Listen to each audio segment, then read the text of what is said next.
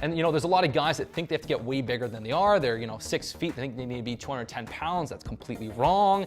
At 6 foot, 185, 190 is really, really good. So I recommend finding out, what is your BMI right now? Do you have fat to lose? Do you need to gain muscle, okay? And what's that BMI at a 24, at 25?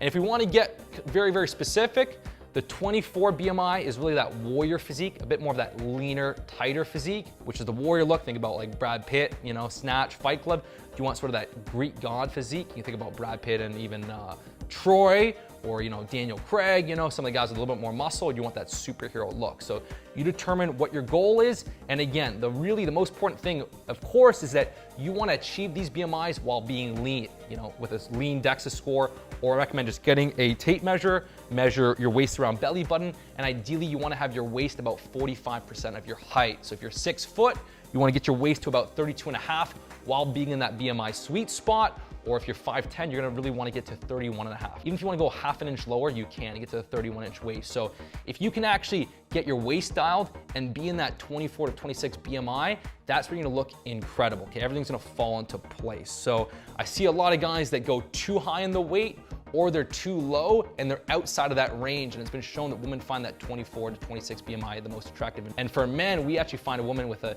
18 to 20 BMI as actually the most attractive. So hopefully this was helpful for you. Download that little guide. You can actually plug in the information right there. I'll put a link to my little Kino info blog. Now, one of the problems people have is, they get lean, but they fall below that 24 BMI. They got a lot of muscle to build. So one thing that'd be really helpful is getting up your free testosterone, okay? We've seen people take Mojo and they are getting way better results on the programs by simply increasing that free T. If you can increase your free T 30, 40, 50%, you're gonna see improved strength gains and improved muscle gains. And of course, for the guys that have fat to lose, they're above that range, that's when the free T can really drop. When you have excess body fat, that is inversely correlated with testosterone. So one of the ways to kind of kick things into motion is help dial in your free T, increase testosterone, and then as you start to melt off fat, you put yourself in a much better position to produce testosterone. So I'll put the link to the Mojo below, and we actually have a really, really cool Mojo quiz to get a ballpark of where your testosterone levels are. So if you're in that lower end, the higher end, and the average end, it's not as exact as doing blood work,